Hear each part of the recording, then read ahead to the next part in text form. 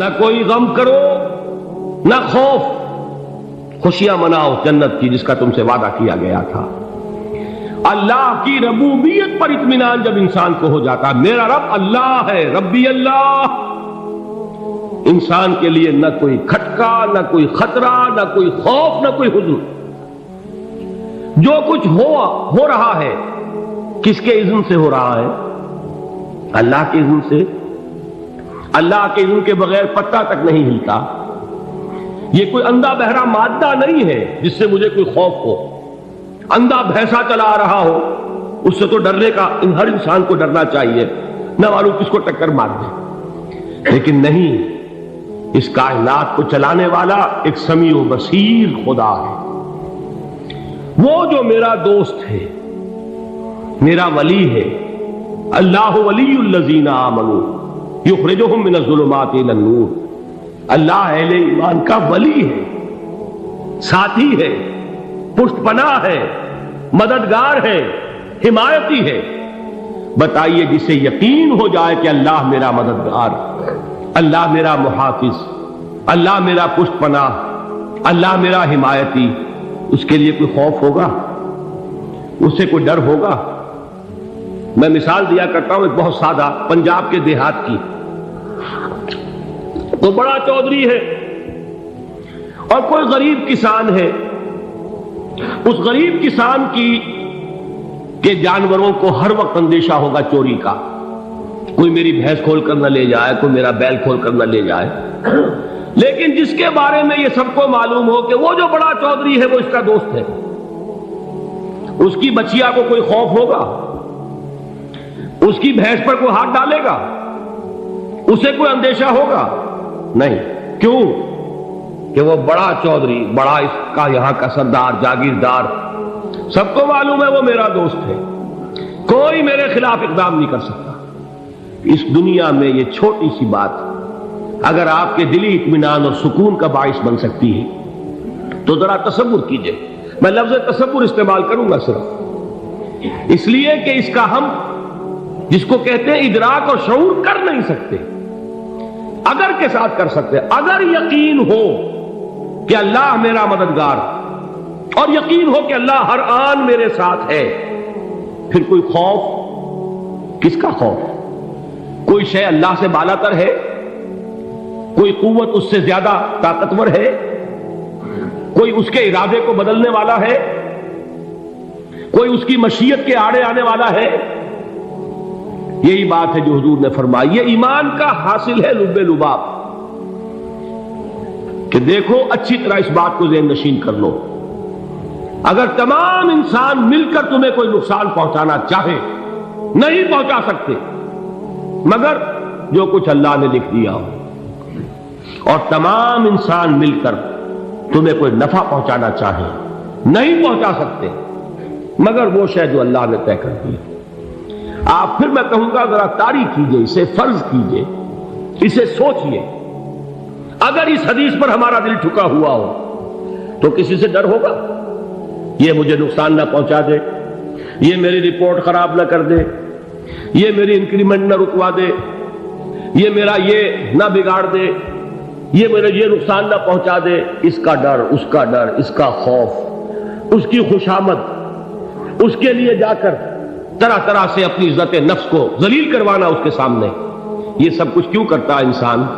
جب سمجھتا ہے کہ اس کے ہاتھ میں میرا کوئی نفع ہے، اس کے ہاتھ میں میرے لیے کوئی ضرر ہے، یہ مجھے کوئی غضب پہنچا سکتا ہے، یہ مجھے کوئی نقصان پہنچا سکتا ہے، یہ میرا کوئی کام بنا سکتا ہے، یہ میری کوئی ضرورت پوری کر سکتا ہے، اسی کا نام شرک ہے۔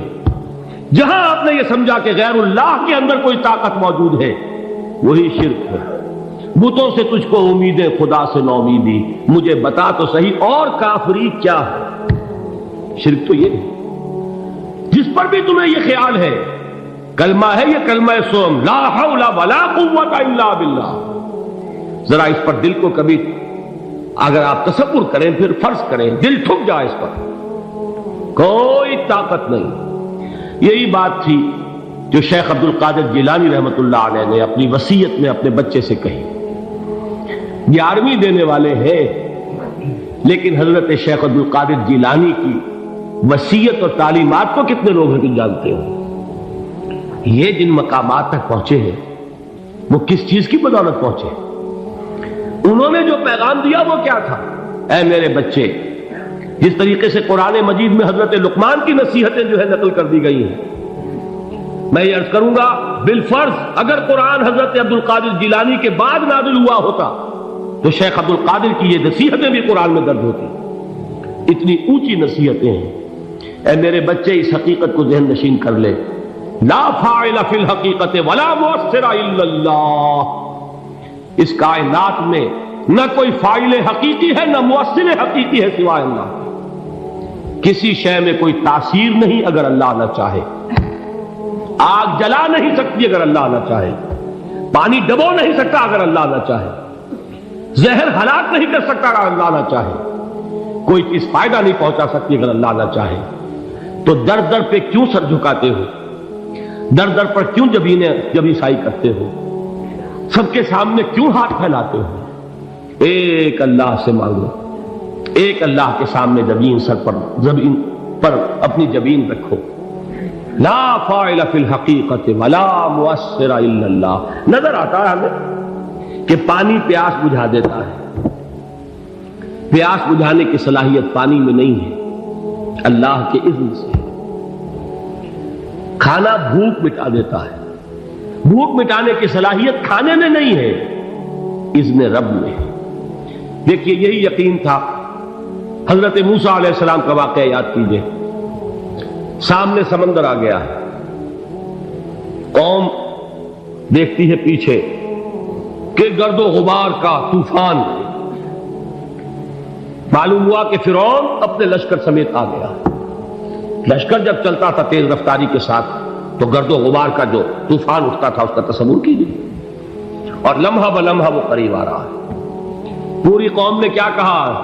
اے موسیٰ انا لمدرکون، اے موسیٰ ہم کو پکڑے گئے۔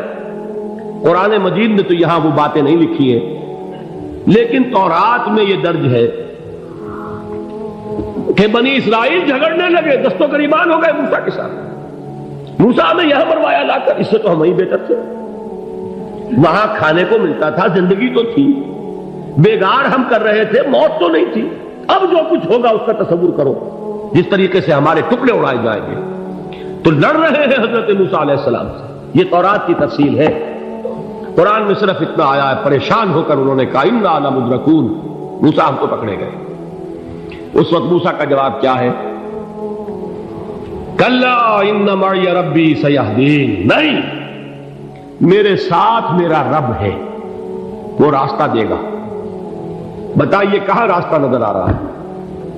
یہ ہے ایمان بالغیب۔ راستہ نظر نہ آئے تب اللہ پر یقین ایمان ہے۔ جیب میں پیسے ہوں اور تب دل کو اطمینان ہے تو ایمان کس پر ہوا؟ پیسے پر، اللہ پر نہیں۔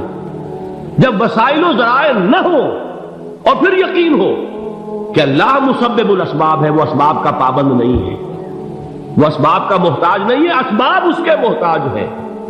اگر یہ یقین ہے تو اللہ پر ایمان ہے، یہ نہیں ہے تو تمہارا ایمان اسباب پر ہے، وسائل پر ہے، ذرائع پر ہے، مادیات پر ہے، اللہ پر نہیں۔ اس وقت کہاں راستہ تھا؟ کوئی راستہ تھا؟ سمندر ہے اور ادھر سے لشکر آ گیا ہے۔ کلا ان معی ربی سیہدین۔ اب دیکھیے ایمان کہہ دینا آسان ہے، ہوا معکم اینما کنتم، جہاں کہیں بھی تم ہوتے ہو اللہ تمہارے ساتھ ہوتا ہے، لیکن اس کا یقین قائم ہو جائے تو زمین و آسمان کا فرق واقع ہو جائے۔ یہی بات ہوئی حضور کے ساتھ۔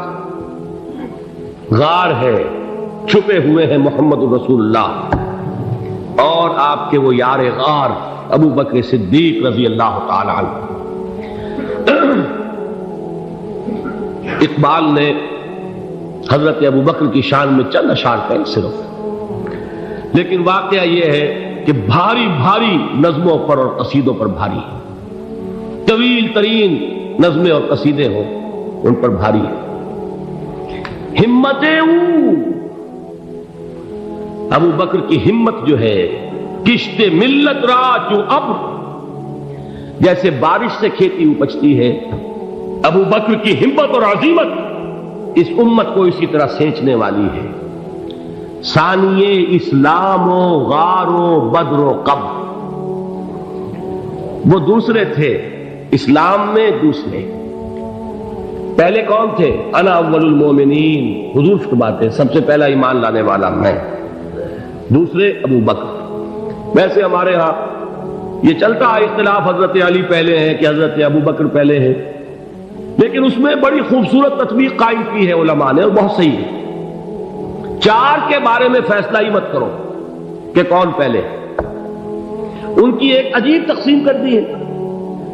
آزاد مردوں میں، بالغ مردوں میں سب سے پہلے ابو بکر، بچوں میں سب سے پہلے علی، خواتین میں سب سے پہلے خدیجہ، اور غلاموں میں سب سے پہلے زید بن حارثہ۔ بڑی پیاری تقسیم ہے، یہ چاروں ہی پہلے ہیں، ہر ایک کے لیے اولیت ہے۔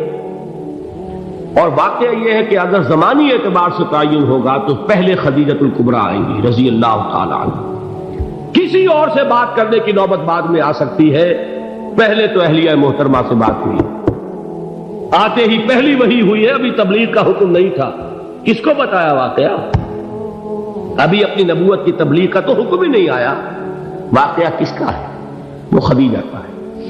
جب کہا ہے کہ خشیت علی نفسی، مجھے اپنی جان کا اندیشہ ہے، تو کیا جواب دیا خدیجہ نے رضی اللہ تعالی عنہا؟ وہ صدیقۃ الکبریٰ ہے، صدیقات جو ہے خواتین ان میں چوٹی پر خدیجۃ الکبریٰ ہے رضی اللہ تعالی عنہا، اور صدیق جو مرد ہیں ان میں صدیق اکبر ہے ابو بکر صدیق رضی اللہ تعالی عنہ، لیکن صدیقات میں چوٹی پر۔ جب حضور نے فرمایا خشیت علی نفسی، کیا فرمایا، کیا عرض کیا، کیسے تسلی دی؟ نہیں نہیں، اللہ آپ کو ضائع نہیں کرے گا، آپ غریبوں کے ہمدرد ہیں، آپ مساکین کے تکالیف رفع کرنے والے ہیں، آپ بیواؤں کی سرپرستی کرتے ہیں، آپ مسافروں کی خدمت کرتے ہیں، اللہ آپ کو ضائع نہیں کرے گا۔ یہ یقین ہے اس خاتون کے اندر۔ خیر وہ ایک علیحدہ بات ہو جائے گی۔ میرے دل پر حضرت خدیجہ رضی اللہ تعالی عنہ کی شخصیت کا بڑا گہرا نقش ہے، جو وہ کوئی اور ہی وقت اور موقع ہوا تو بیان ہوگا۔ بہرحال اقبال نے ایک مصرے میں جو چار اولیتیں جمع کر دی ہیں، ہمت او کشت امت را چو ابر، ثانی اسلام و غار و بدر و قبر۔ اسلام میں حضور کے بعد پہلے کون؟ ابو بکر۔ غار میں حضور کے ساتھ کون؟ ابو بکر۔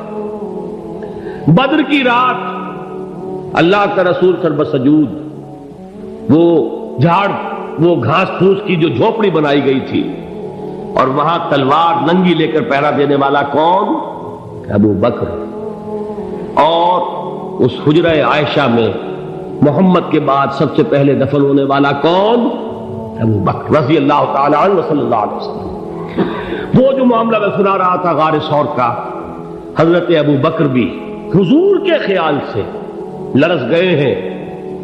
آپ کو یاد ہوگا کہ جا کر پہلے تمام جتنے سوراخ تھے انہیں بند کیا ہے، ایک سوراخ رہ گیا تھا جس کو بند کرنے کے لیے کوئی کپڑا نہیں تھا، وہاں اپنی ایڑی رکھی ہے، تب کہا ہے حضور سے تشریف لائیے، اور اپنے زانو پر حضور کو لٹایا ہے، اور وہاں کسی موذی جانور نے کاٹا ہے، حضور کی آنکھ لگ گئی تھی، اس وقت اس بل کے اندر جو بھی بچھو ہے کیا ہے واللہ عالم، اس نے کاٹا ہے، اس کی تکلیف کی وجہ سے ابو بکر کی آنکھوں سے آنسو ٹپک گئے، حضور کے چہرے مبارک پر پڑے ہیں، تو حضور جاگے ہیں، معاملہ کیا ہے؟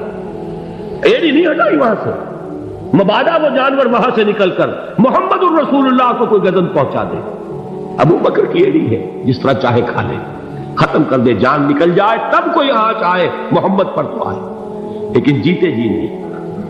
وہ ہے ابو بکر حضور کے خیال سے۔ اس وقت حضور نے پھر اپنا لعاب دہن لگایا ہے، اور اس سے پھر آپ کی تکلیف ختم ہوئی۔